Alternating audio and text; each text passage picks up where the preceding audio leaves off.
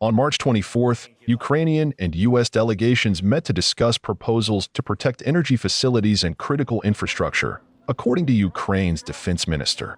This is part of a larger diplomatic push by U.S. President Donald Trump to bring an end to 3 years of conflict between Ukraine and Russia.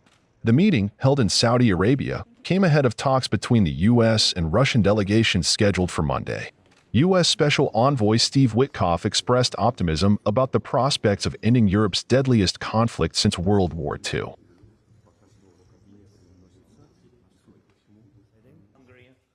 Ukraine's President Volodymyr Zelenskyy said his country's delegation was working in a completely constructive manner, adding that the discussions were quite useful and the delegation's work was ongoing.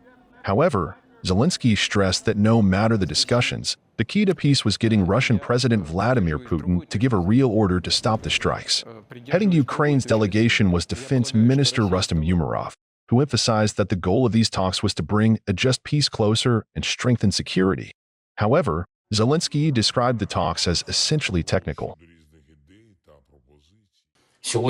Today marks the second meeting between the Ukrainian and U.S. teams in Saudi Arabia, this time at a more technical level.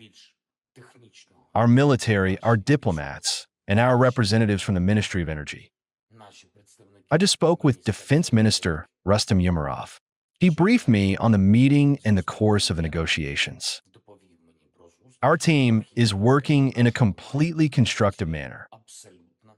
The conversation is quite useful. The work of the delegations is continuing. Now, after the last meeting in Saudi Arabia, in Jeddah, it is absolutely clear to everyone in the world that Russia is the only one prolonging this war. The only one who brought it here and who needs it to continue. Since March 11th, there has been a proposal for an unconditional ceasefire, and such attacks would have already stopped. But it is Russia that continues all of this.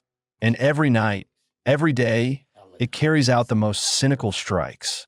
Without pressure on Russia, they will continue in Moscow to disregard true diplomacy and keep destroying lives. Just last week, Putin agreed to Trump's proposal for a 30-day ceasefire, halting attacks on energy infrastructure. But the ceasefire quickly became uncertain as both sides continued reporting attacks. In fact, overnight, a large-scale Russian drone attack on Kyiv killed at least 3 people, including a 5-year-old child, sparking fires in high-rise buildings and causing significant damage across the capital. Russian authorities reported shooting down 59 Ukrainian drones targeting the southwestern regions, with 1 person killed in Rostov. Despite ongoing attacks and Russia's advances in eastern Ukraine, Zelenskyy has supported Trump's call for a broader 30-day ceasefire. Trump stated on Saturday that efforts to control the escalation of the Ukraine-Russia war were somewhat under control.